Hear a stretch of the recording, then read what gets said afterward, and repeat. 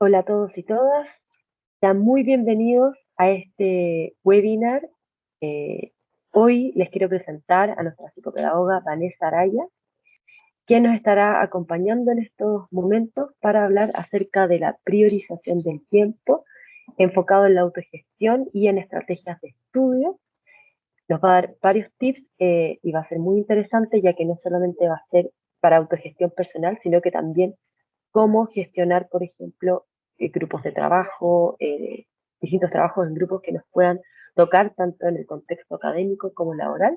Así que espero puedan disfrutar esta instancia y le doy el pase a Vanessa para que nos cuente lo que nos trae hoy. Muchas gracias, Piedad. Bueno, buenos días a todos. Vamos a comenzar. Bien, primero vamos a comenzar con qué es la autogestión. Bien, la autogestión también se entiende cuando una persona es autónomo, autoeficiente, tiene confianza y además es responsable en la toma de sus decisiones. Hay que entender que la autogestión es un concepto multidimensional, ya que aborda distintas dimensiones, por ejemplo, de nuestra vida o aspectos. ¿Qué aspectos pueden ser? Por ejemplo, social, económico, político, ético o técnico. Ahora, también podemos entender que la autogestión es la situación en la que el estudiante es dueño de su propio aprendizaje. Él es el que monitorea los objetivos, se automotiva y administra sus recursos y materiales, tomando en cuenta las situaciones y decisiones y además el desempeño con respecto a su proceso de aprendizaje. Muy bien, ahora, entendemos que un estudiante es autogestionado? Ahora, un alumno autogestionado es el promotor de sus propios aprendizajes, es su autoevaluador de su proceso con respecto a lo que es la enseñanza. Él es el que entiende cómo aprende, cómo lo hace, si va aprendiendo bien o si no va aprendiendo bien. ¿Ya? Ahora, vamos a ver un poco de las características de un estudiante autogestionado. Un estudiante autogestionado se caracteriza por poseer autonomía. Es capaz de entender cuáles son sus situaciones, la responsabilidad, es autosuficiente y tiene motivación. Para ser un estudiante autogestionado, una cosa primordial es la automotivación y la motivación. Cuando uno no está motivado o no presenta interés lo que voy a estudiar o en el concepto, no vamos a prestar atención, no me interesa, por lo cual el aprendizaje no lo voy a asociar ni tampoco voy a generar un aprendizaje significativo. Para eso, lo importante es que para tener una autogestión hay que presentar un interés, una motivación, automotivación, o sea, darnos ganas, darnos como vamos, hay que ponerle ganas, necesito hacer esto. Esa automotivación es súper importante. Ahora la autoeficiencia.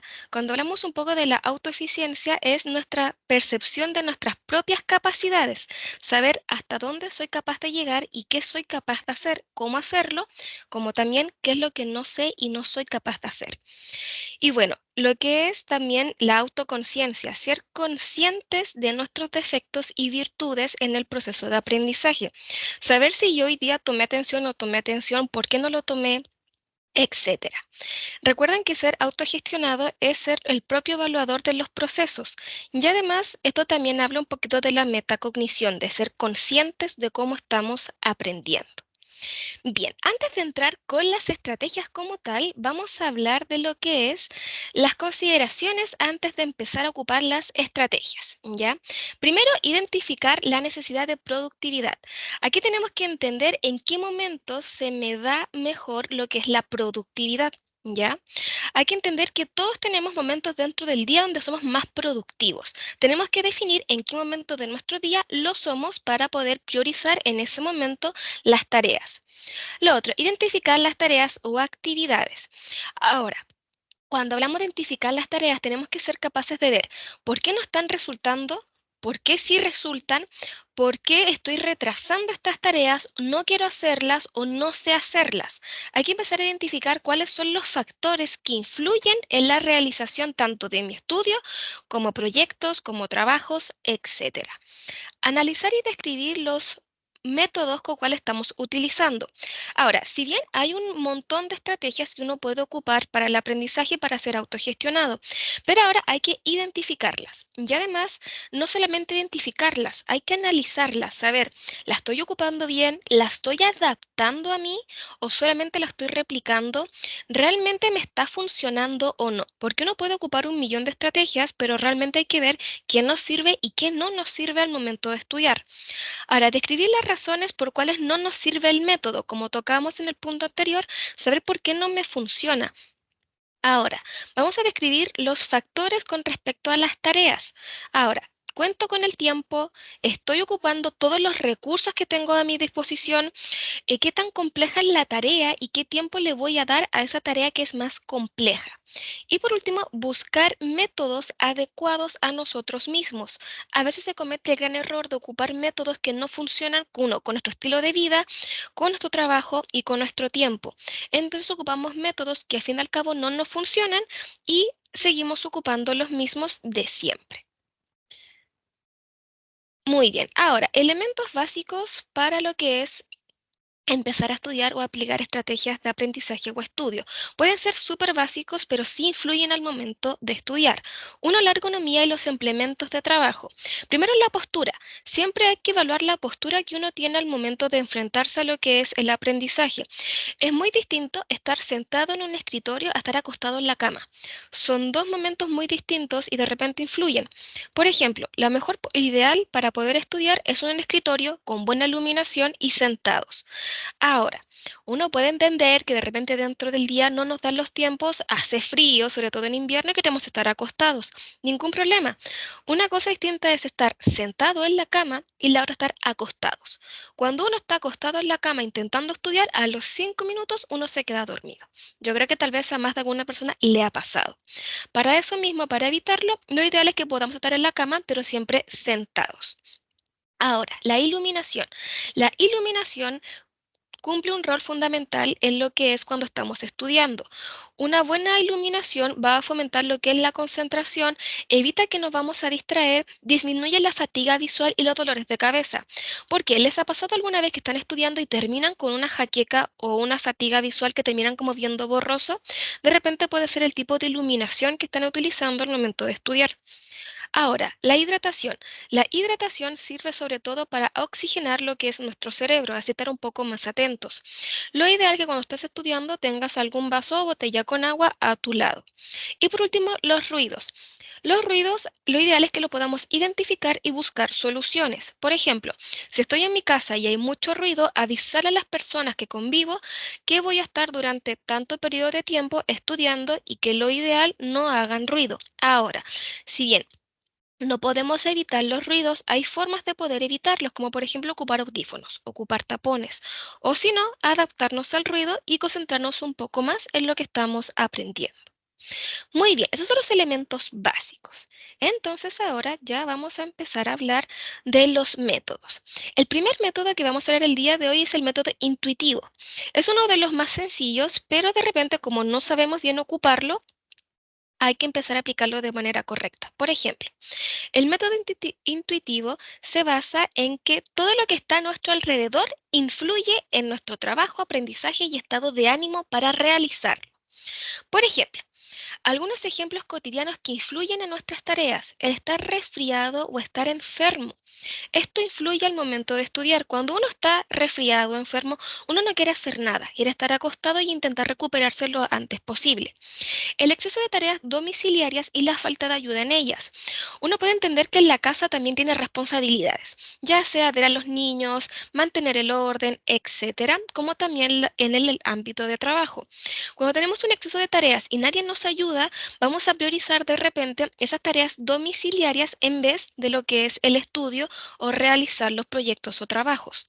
Ahora, también las comidas pesadas o muy abundantes cuando uno va a estudiar, lo ideal es que podamos comer ligeros. ¿Por qué? Cuando comemos comidas muy pesadas, por ejemplo, un plato de porotos, cae muy pesado el estómago y nos genera cansancio porque el cuerpo está trabajando. ¿Qué significa? Después de almorzar de una comida pesada van a pasar 30 minutos y me va a dar sueño, me va a dar cansancio y ya mi productividad va a bajar al momento de querer estudiar.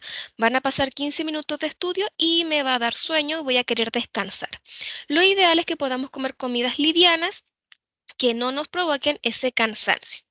El desorden al momento de estudiar también influye.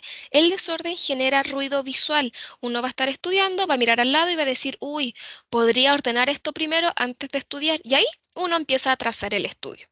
La falta de ocio y falta de descanso.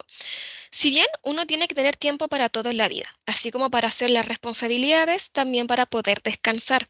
El descanso me va a ayudar a estar un poco más relajado y un poco más activo al momento de presentarme a los que son mis tareas. Y ahora las discusiones en el hogar. Bueno, las discusiones dentro del hogar también influyen en nuestro estado de ánimo. Dependiendo del estado de ánimo, uno va a tener una disposición a lo que es el estudio.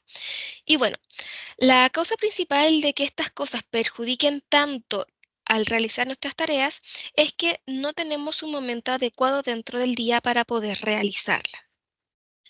Muy bien, ahora, ¿cómo vamos a lograr que este método funcione y además podamos ser conscientes de nuestras sensaciones y estados de ánimo? Para esto vamos a hablar de algunos puntos a considerar, como por ejemplo, el primero, identificar nuestros momentos de mayor y menor productividad. A modo personal, yo tengo mayor productividad en la mañana, pero por ejemplo, otra vez a otra persona, a otro compañero es más productivo después del almuerzo. Entonces, tenemos que empezar a ser conscientes en qué momento yo soy productivo, en qué momento tengo la energía y las ganas para poder realizar las cosas. Y también entender en qué momentos del día no los quiero hacer. Como por ejemplo en mi caso es después de almuerzo. Después de almuerzo yo no soy productiva, me canso con lo que es el almuerzo y usualmente mi productividad es baja. Entonces, ¿cómo lo hago con esto? Yo soy consciente y en esos momentos de mayor productividad es cuando empiezo a organizar mis tareas. Ahora, identificar cuáles son las tareas son sencillas o son rutinarias. Al momento de empezar a gestionar lo que son nuestras prioridades, tenemos que saber qué tarea es rutinaria y cuál es sencilla. Una tarea, por ejemplo, rutinaria, por ejemplo, lavar la loza. Es muy sencillo. Todos los días yo voy a lavar la loza. Todos los días voy a ir a clases. Ahora, una tarea sencilla sería, por ejemplo, algún proyecto o una actividad. Tengo que empezar a diferenciar. ¿Esta tarea yo la hago todos los días o esta tarea es específico pero es sencilla? Ahora, empezar a observar qué cosas aumentan mi productividad y usarlas a mi favor. Aquí tenemos que empezar a ocupar nuestras herramientas. Por ejemplo, computadores, libros, qué es lo que me ayuda a mí a potenciar esta productividad. Por ejemplo, hasta escuchar música. Hay personas que escuchando música pueden generar una mayor productividad, se concentran más al momento de estudiar.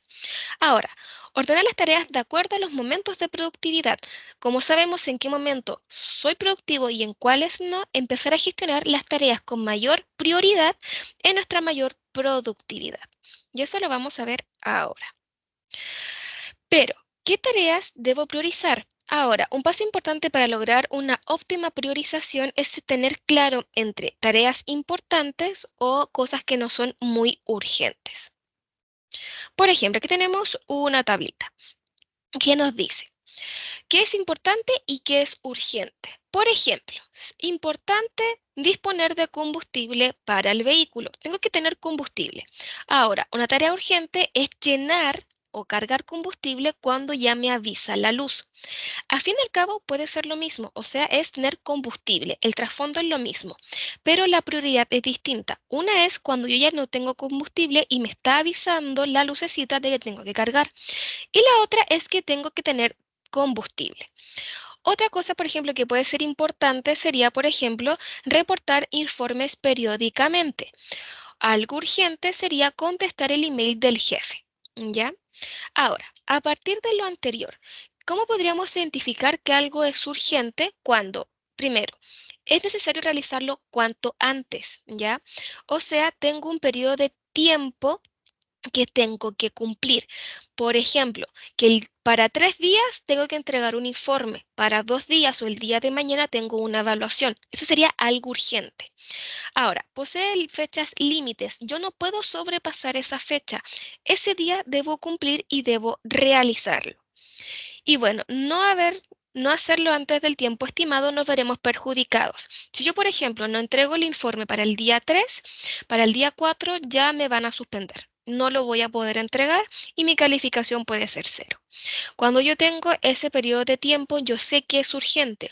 Cuando no tengo el periodo de tiempo, yo puedo decir, dentro de la semana puedo hacerlo o dentro del mes es algo importante que no puedo dejarlo pasar, pero no es urgente, no es ahora ya. Ahora, la clave del éxito para finalizar muchas tareas es el orden. Tenemos que empezar a ordenar qué cosas son importantes y qué cosas debo yo generar prioridad al momento. Muy bien. Ahora sí, ya empezamos con una de las técnicas, tal vez muchos la conocen, pero es una técnica fundamental y es bastante práctica, que sería la técnica de Feynman, es enseñar a otros. La técnica consiste en simplificar y explicar los conceptos como si le estuviéramos enseñando a otra persona, o sea, volvernos como unos profesores. Ahora, al intentar reproducir una idea con nuestras propias palabras, nos va a asegurar que lo que estamos aprendiendo lo podamos profundizar y seamos capaz de detectar qué lagunas o qué errores estoy presentando antes de un examen.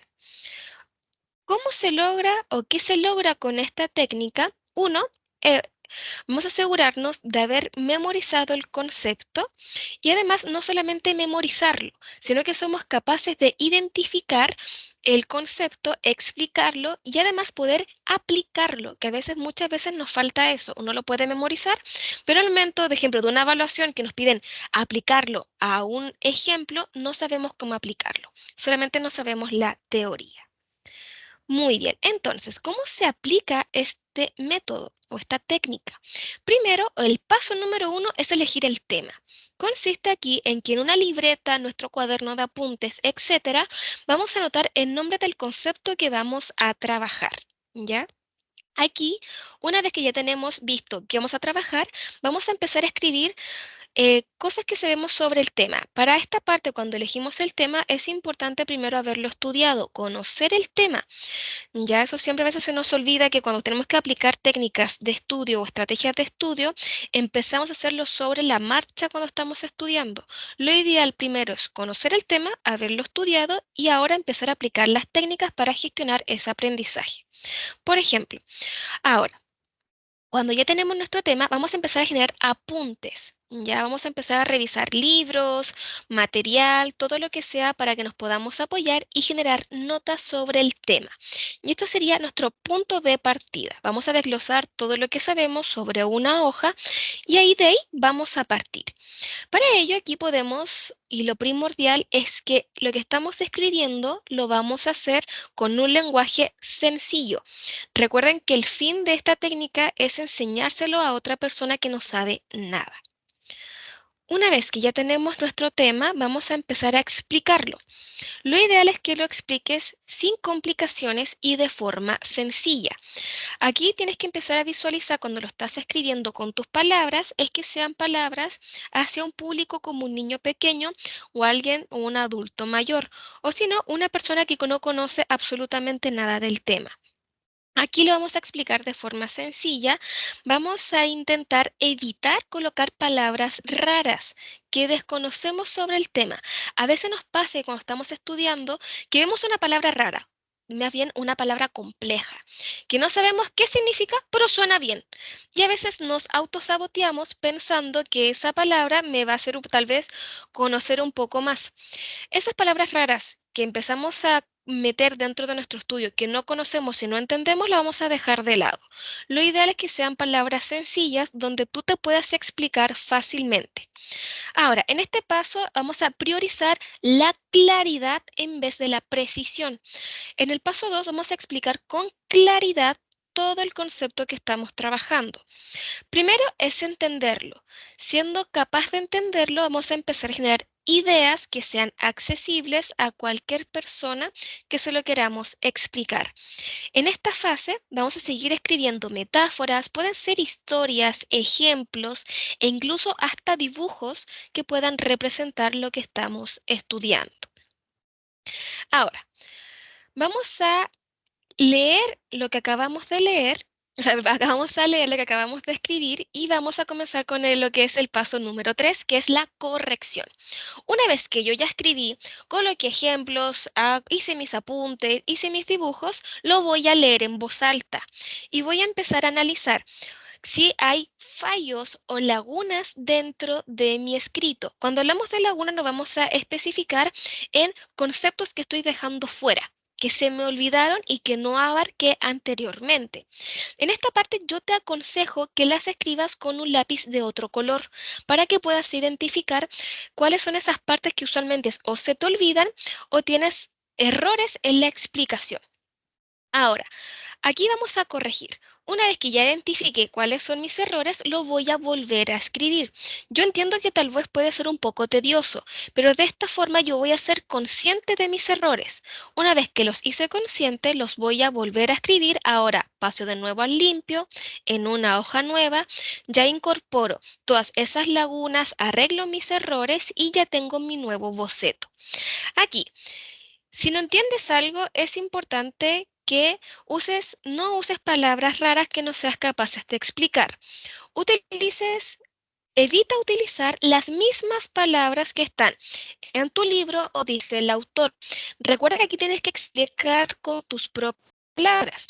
Este punto, por ejemplo, lo vamos a llevar a cuando éramos niños. Les pasaba que como clase y el profesor nos decía, explícame este tema.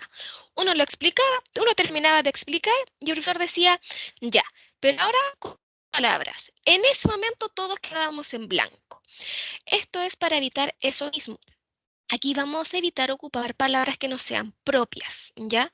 Siempre con nuestras palabras evitando repetir lo que ya está, porque al fin y al cabo ya sea con tus palabras, con tu redacción y como tú lo entiendes. Ahora, si no eres capaz de explicarlo de diferentes maneras, aquí lo ideal es que tú seas capaz de explicarlo de una o dos maneras. Recuerda que siempre vamos a apuntar si la persona que me está escuchando no lo entiende de esta forma, no importa. Soy capaz de explicarlo con peras y manzanas de otra forma para que ella me entienda. Ahora, cuando estamos utilizando esta técnica, tenemos que ser de criticar algo o fundamentar algo con nuestras palabras y de forma sólida. Aquí vamos a evitar creo que podría ser así, podría ser de esta forma. Aquí lo vamos a evitar completamente. Si yo no soy capaz de justificarlo, es que aún me falta aprenderlo un poco mejor. Ahora, la explicación debe ser entendible, lo ideal para niños pequeños, por ejemplo, de 5 años, o para, por ejemplo, tu abuela. Así, muy sencillo debe ser el lenguaje que vas a utilizar. Ahora, después de esto, que ya hemos revisado nuestras fallas, lo hemos corregido, lo vamos a volver a explicar, hasta que no quede ninguna laguna y no cometa ningún error en la explicación. Ahora, si detectamos lagunas o detectamos muchos errores en nuestro escrito, te recomiendo que vuelvas al punto número 1 y vuelvas a comenzar. Ahora, último paso, enseñarlo. Aquí vamos a empezar a aumentar lo que es nuestro compromiso en la explicación. Ahora, recomendaciones.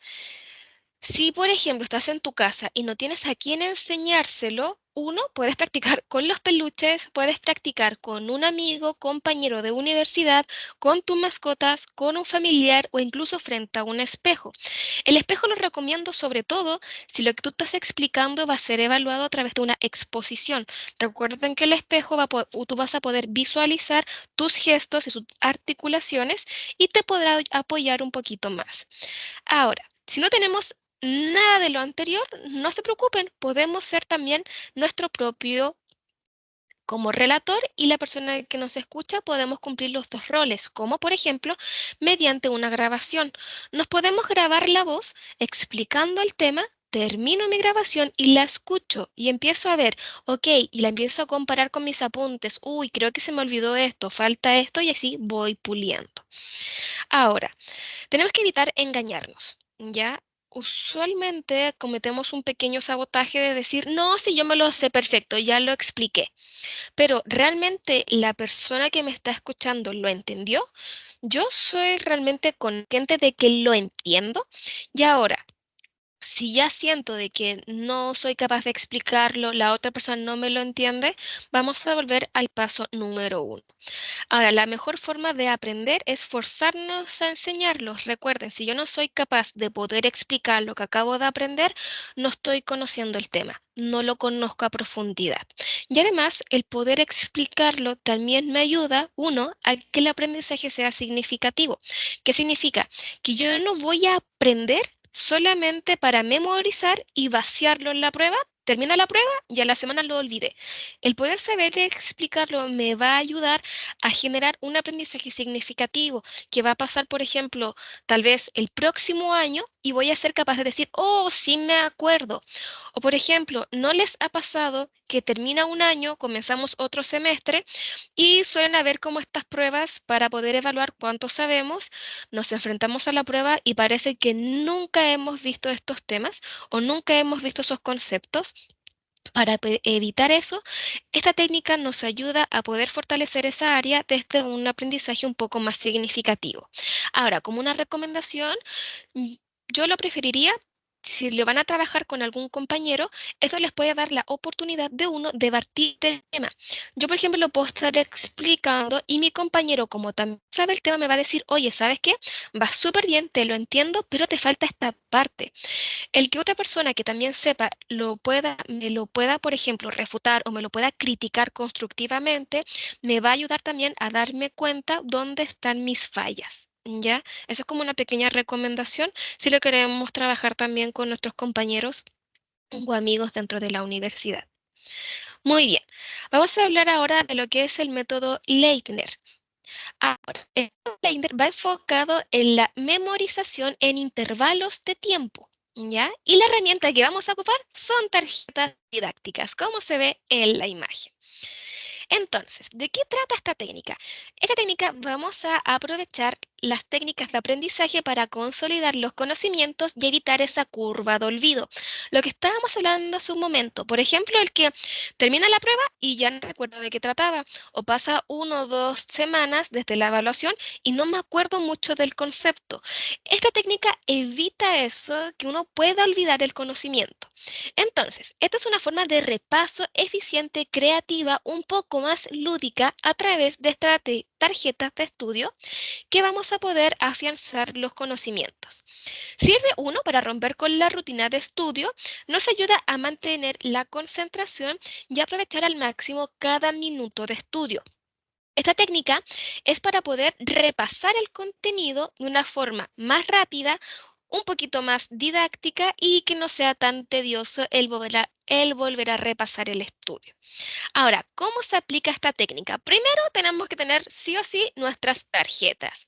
Ahora, las tarjetas ya venden unas hechas y si no tengo tarjetas, no se preocupen, podemos tomar, por ejemplo, una hoja de blog, una cartulina y ya tengo inmediatamente mi tarjeta. Ahí la podemos recortar para que quede un tamaño fácil, como más adecuado a la mano y no sea tan grande como la hoja completa. Ahora, si vamos con el paso número uno, que sería crear nuestras tarjetas de estudio. Aquí, vamos a primero a especificar qué es lo que voy a estudiar. Esto lo vamos a empezar a dividir en subtemas que sean más fáciles de poder trabajar.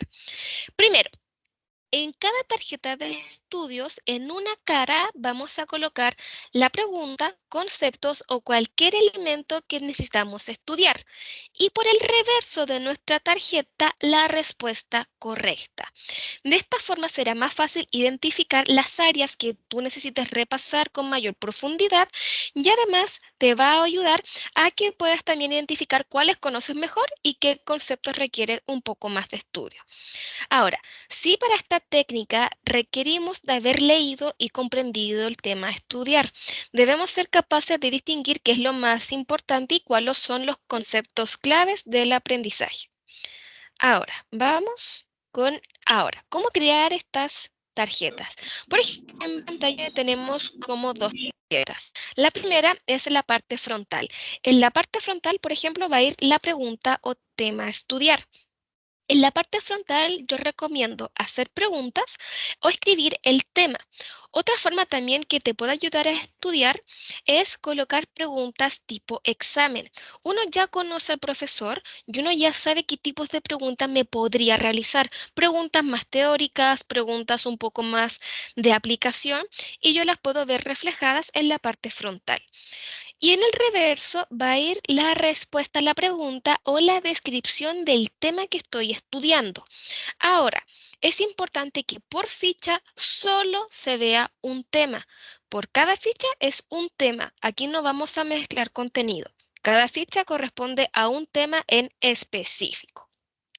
Ahora, una vez que ya tengo mis fichas con mi información, ya las creé, ya tengo organizado todo, vamos a empezar a crear sobres o cajas de repaso.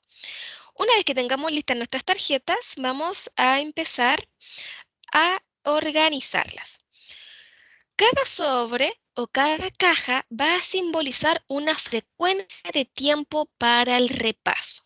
Por ejemplo, el primer sobre va a ser una vez a la semana. Perdón, el primer sobre todos los días, el segundo sobre una vez a la semana, el tercer sobre cada 15 días y el cuarto sería una vez al mes. Por ejemplo, aquí tenemos un ejemplo con 3 sobres. Yo lo hago de 3 sobres en el caso de que sea una evaluación próxima, ya que tengamos unos 15 días, 10 días o incluso una semana antes de rendir la evaluación. Con 3 sobres quedaría perfecto. ¿Cómo lo podemos organizar? El primer sobre todos los días, el segundo cada 3 días y el tercero una vez a la semana. ¿Ya? Ahora, yo aquí les pongo ejemplos del periodo de tiempo. Esto va a ser realmente a la necesidad de cada uno de ustedes y también con la proximidad de la evaluación. Dependiendo del tiempo que yo tenga, yo voy a administrar el tiempo y lo voy a organizar a un tiempo que sea eficaz. ¿Ya? No puedo, por ejemplo, colocar la casilla número 3 a un mes si la evaluación la voy a tener en 2 semanas o en 10 días. Por ejemplo, aquí está en el caso de que sea una evaluación que va a ser el próximo mes o va a ser, por ejemplo, en un mayor periodo de tiempo. Aquí tenemos en el caso de 4 sobres, que sería, por ejemplo, todos los días, cada semana, cada 15 días, cada mes. Ahora, sí a comenzar con el estudio. Ya lo creamos, ya tenemos listas nuestras cartas, nuestros sobres, nuestras tarjetas, y ahora sí vamos a empezar con el estudio.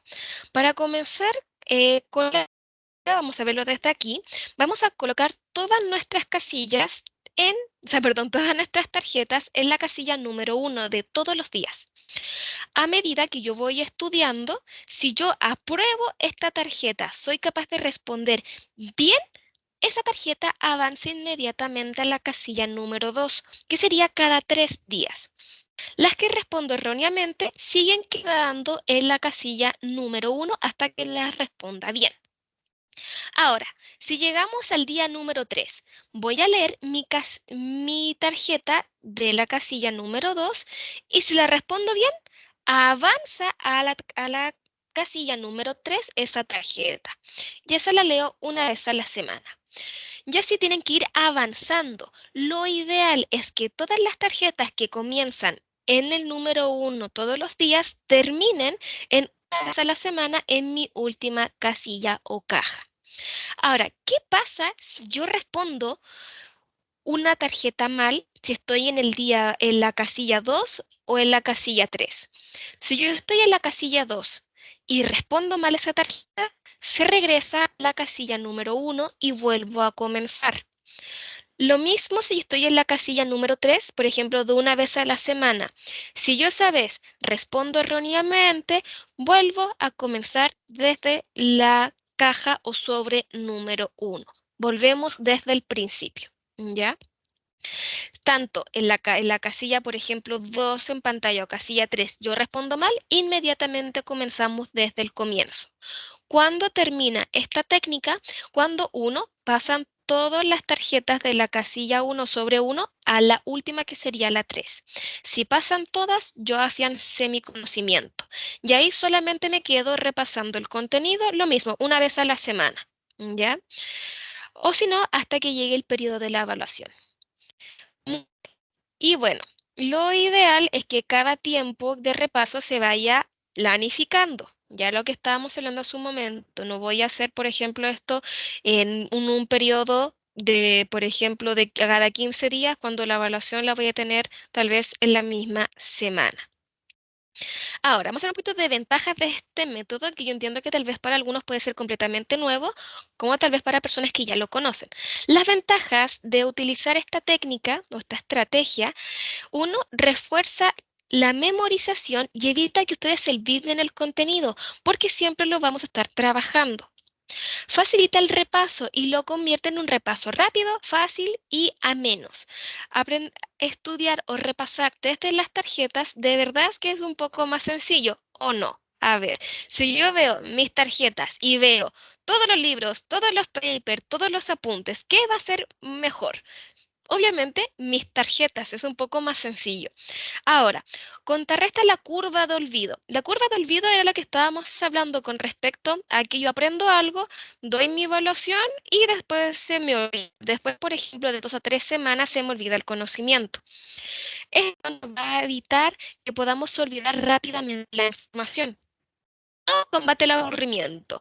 Estudiar a través de las tarjetas puede ser un poco más dinámico, el decir, ok, la voy a responder bien, no la voy a responder bien, avanzo, no avanzo, retrocedo, es un poco más dinámico. Y ahora, al crear estrategias de estudio, tú ya estás trabajándolo y lo estás haciendo propio. Eso ya te ayuda a poder entender los contenidos desde tu perspectiva y desde tu propio aprendizaje. Muy bien, esas fueron las estrategias enfocadas a de forma individual, pero cuando estamos estudiando, no todo es individual, sino más bien empiezan los equipos de trabajo y aquí siempre hay problemas. Para poder trabajar de forma autogestionada en equipos de trabajo, vamos a ver también un par de estrategias que nos pueden ayudar. Antes de comenzar con lo que es estas técnicas, tenemos que empezar a considerar que todos mis, todos mis compañeros que están dentro de mi equipo de trabajo están interesados en lo que vamos a realizar.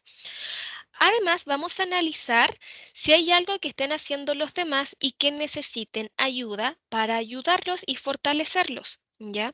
Tenemos que entender que aquí nadie es experto, todos estamos aprendiendo. Van a haber cosas que yo sé, como mis compañeros que saben mejor que yo o no lo saben. Tenemos que empezar a analizar quién es esa persona del equipo que le cuesta un poco más y apoyarla. Eso no significa que yo le voy a hacer la tarea. Yo más bien la voy a apoyar, lo voy a guiar, le voy a enseñar para que esa persona la pueda realizar. Ahora, vamos a pensar de forma global. Aquí somos un equipo. Todos vamos a remar, como se dice, para la misma meta. Todos vamos a colocar nuestro esfuerzo para el mismo logro y los mismos objetivos. Ahora, no realizar más cargas por pensar que yo lo hago mejor. Usualmente cuando estamos en equipos de trabajo, puede uno llegar a pensar, lo voy a hacer yo mejor, porque tal vez a la persona no le va a quedar bonito, no lo va a hacer bien, voy a tener que yo hacerlo de nuevo. Hay que empezar a evitar esa sobrecarga. Ya usualmente uno nos estresa más y tampoco somos capaces de darle la oportunidad a la persona que le cuesta que también lo aprenda a hacer. Ahora, ¿qué es la gestión de los equipos de trabajo? Ahora, una buena gestión de los equipos de trabajo es poder distribuir y gestionar el trabajo de forma eficiente para que todos logren el mismo rendimiento. Ahora, cuando se trabaja en equipo es fundamental tener en cuenta, uno, la inteligencia emocional y la escucha activa. Usualmente cuando estamos en un equipo de trabajo tenemos que, uno, ser capaces de escuchar al otro, qué propuestas tiene, qué mejoras, qué complejos, y también si la persona está en condiciones, por ejemplo, el día de hoy de trabajar. Tenemos que también ser conscientes que todos tenemos problemas personales. Y si mi compañero no está en la condición de poder realizarlo, tenemos que tener la inteligencia emocional suficiente para poder entenderlo, empatizar y apoyarlo. Ahora, ¿en qué consiste una buena gestión de equipo? Uno, que todas las personas del equipo tengan los mismos objetivos, apoyar y captar la diversidad, fortalezas y debilidades de los otros. Cuando uno ya sabe quién es bueno para esto, quién es les dificulta o se ve un poco débil en esta área, lo ideal es poder trabajar en base a ello. Facilitar también la comunicación entre los miembros del equipo y bueno, si hay una persona que toma el cargo de líder, también que esa persona sea capaz de escuchar. Y por último, distribuir equitativamente los roles y tareas dentro del equipo. Bien, entonces, vamos a hablar de el cuadrante de competencias. Este es un buen uso y va a ayudar a la complementariedad en los grupos de trabajo, ya que aquí vamos a poner en práctica qué sabemos y qué no sabemos dentro de lo que estamos trabajando. Y eso también ayuda a reducir los tiempos de trabajo y potenciar lo que es la productividad. Ahora, ¿cómo podemos empezar a aplicarlo? Primero, al comienzo tenemos que tener una reunión grupal con nuestro equipo y lo ideal es que aquí vamos a empezar a conocer las habilidades y los conocimientos de cada persona de nuestro grupo. Ahora, ¿qué les aconsejo yo? Si a mí, por ejemplo, el día de hoy me dan un proyecto que tengo que entregar en 15 días o a finalizar el mes, ese mismo día que a mí me dieron ese trabajo, ese mismo día me reúno con mi equipo y empiezo a trabajar la siguiente tabla. Aquí tenemos lo que es el cuadrante de competencias. En una parte de nuestra tabla van a ir las tareas y al otro lado los miembros de nuestro equipo. Ahora, primero que vamos a hacer, vamos a enlistar el área de tareas todas las actividades para poder completar el proyecto. Tenemos que entender que cuando, por ejemplo, es una presentación, tenemos que buscar información, quién va a ser el PPT, quién se va a cargar de ciertos puntos. Usualmente uno distribuye la información para que todos tengan como un tema que hablar, pero equitativo. Lo ideal es que aquí podamos en la parte de tareas enlistar todo lo que van a hacer. Segundo, con la misma ayuda de ustedes, de los integrantes, van a tener en cuenta cuál es la habilidad de cada persona. Y dependiendo de la habilidad, le vamos a asignar roles y tareas concretas.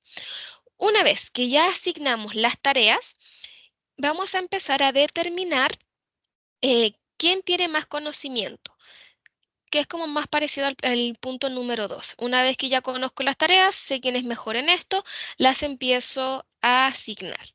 Y cuarto, empezar a lo que es la realización de las tareas. Ahora, hay que vigilar y procurar que no haya una reasignación o asignación en los recursos o temas a una persona.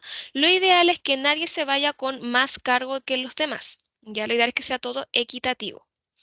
Ahora, distribución de las tareas. Una parte importante del trabajo en equipo es poder hacer una correcta distribución de las tareas.